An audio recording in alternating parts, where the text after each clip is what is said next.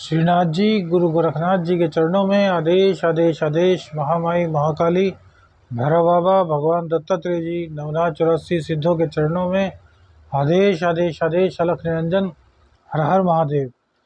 आज बात करेंगे 17 मई बुधवार ज्येष्ठ माह की कृष्ण पक्ष की त्रियोदशी तिथि की।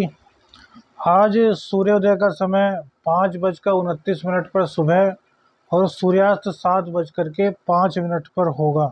शक संवत 1945, कली संवत 5125 और विक्रमी संवत 2080।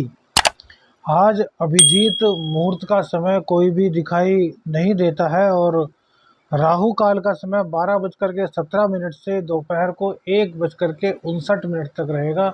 तो इस बीच में कोई भी शुभ कार्य, कोई नया कार्य मत कीजिएगा।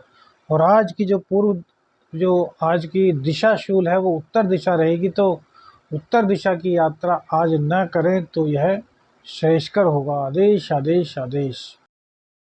सबसे पहले बात करते हैं कन्या राशि की। तो देखिए, कन्या राशि में जैसे कि हमने कल आपको बताया था कि अब तक तो पाप मध्यत्व में चंद्रदेव थे, लेकिन अब जो चंद्रदेव हैं वो राहु के साथ आ रहे हैं और राहु कन्या राशि में फिलहाल अष्टम स्थान में चल रहे हैं। वैसे तो राहु देवता अष्टम स्थान में हमने बहुत अच्छे प्रभाव देते हुए देखे हैं। अचानक से धन प्राप्ति, आध्यात्म में अभिरुचि उत्पन्न होना, किसी योग्य गुरु का, किसी योग्य तांत्रिक का आपके संपर्क में अचानक से आ जाना, कोई सिद्धि मिल जाना यदि आप साधना के क्षेत्र में। राहु के बिना भैया कुछ भी संभव नहीं होता। राहु को बुरा मानते हैं, लेकिन एक सिक्के के दो पहलू होते हैं। तो राहु देवता देते भी बहुत कुछ है, बस उनसे लेने वाला चाहिए। अब चूंकि यहाँ पर बात राशिफल की हो रही है, तो राहु की चर्चा करना इसलिए जरूरी है क्योंकि जो आपके एकादशेश हैं वो राहु के साथ युति बनाने वाले हैं। और कहते हैं ज्योतिष शास्त्र में कि राहु जिसके साथ बैठता है उसी के जैसा स्वरूप ले लेता है। तो यहाँ पर फिलहाल बृहस्पति देव भी विराजमान है, बुध देव भी विराजमान है और चंद्रदेव भी आ गए। तो अब राहु किसके जैसा रूप धारण करेगा? तो देखिए, एक छोटा सा लॉजिक आपको देते हैं कि जो जिसके साथ जितना जल्दी दौड़ सकता है वो उसी के साथ उतना ही अच्छा रूप धारण कर सकता है। तो बृहस्पति देव की जो स्पीड है वो कम है, बुध की स्पीड अच्छी है और चंद्र की स्पीड सबसे अच्छी है।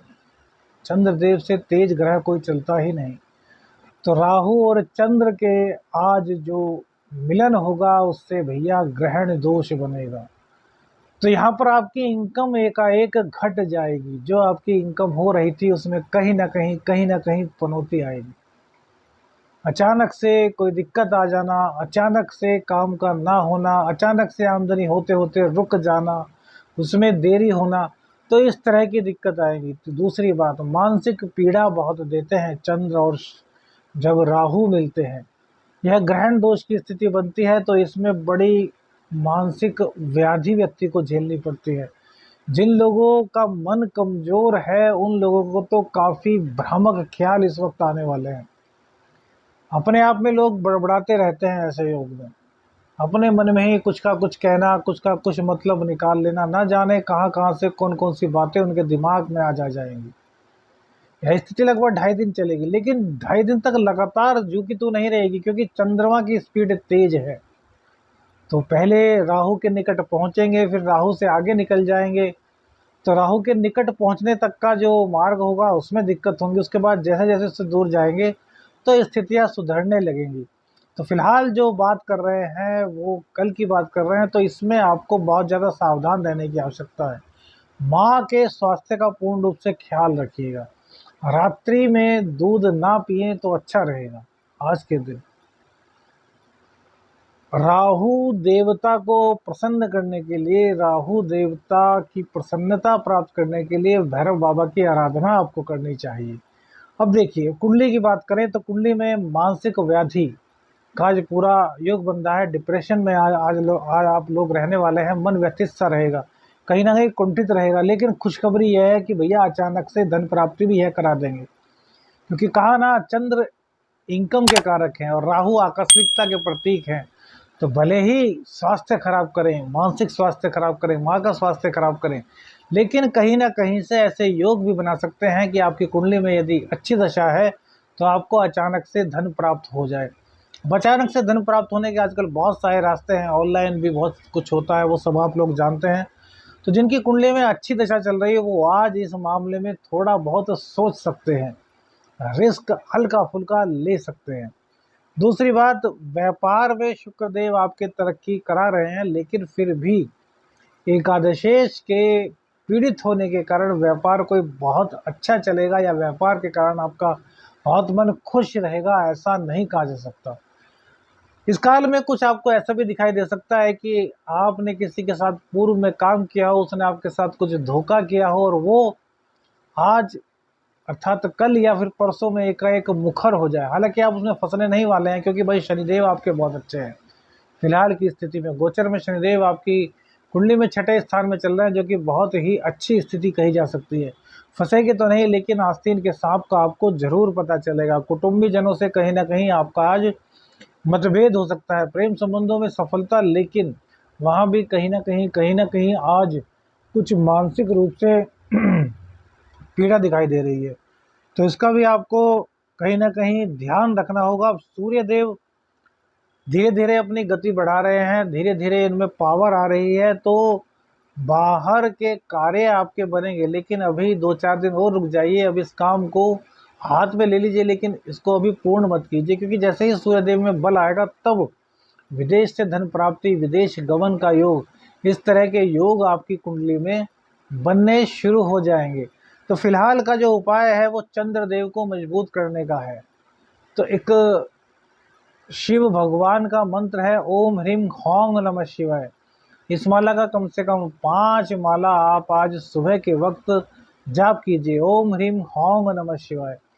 और राहु के पॉजिटिव असर पाने के लिए, राहु को डिस्ट्रॉय नहीं करना, राहु को यहाँ पर हटाना नहीं है। ग्रहण भले ही है, लेकिन जब वो एकादशेश के साथ बैठे हैं तो कुछ ना कुछ तो इनकम कराएंगे, तो उनके असर को पॉजिटिव वे में बढ़ाना है। इसके लिए आज दुबड़ा घास को गणेश भगवान को अर्पित कीजिए। इससे क्या होगा कि जितने दुष्परिणाम आपकी कुंडली में गोचर के कारण बने हुए हैं ना, वो कहीं ना कहीं समाप्त होंगे और आपको उसकी बहुत अच्छी पॉजिटिविटी महसूस होगी। हाँ, एक बात और, इस दौरान कभी कभी ऐसा होता है कि ऊपरा पराया असर हो जाता है। तो ऐसे किसी स्थान पर, सुनसान स्थान पर आप मत जाइए यदि आपकी इम्यूनिटी कमज़ोर है, यदि आपका मन कमज़ोर है, यदि आप वीक हैं, तो ऐसे स्थान पर मत जाइएगा जहाँ पर इस तरह की कोई चीज़ आपके पीछे लग सके या फिर किसी भी तरह का नकारात्मक इफ़ेक्ट आपके ऊपर हो सके। क्योंकि जब इस तरह की दशाएं बनती हैं तो ऐसा होता है। बुधदेव भी राहु के साथ में भले ही वक्री है, लेकिन जड़ योग का निर्माण हो रहा है, तो बुद्धि भी कहीं ना कहीं कुछ ना कुछ दिक्कत करती है। और कन्या लगन में तो भैया बुध देव जो है वो 10वें के और लगन के स्वामी हैं। तो इस तरह की कहीं ना कहीं कल कोई दिक्कत हो सकती है, उससे आपको पूरे रूप से बचना है।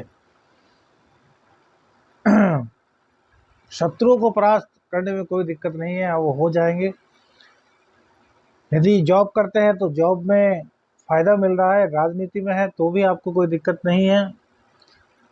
कॉम्पिटिटिव एग्जाम में तरक्की मिलती हुई दिखाई दे रही है। और यदि बात करें गुस्से की, तो भैया गुस्सा बढ़ने वाला है, तो गुस्से पर कंट्रोल रखिएगा, वाणी को संयमित रखिएगा।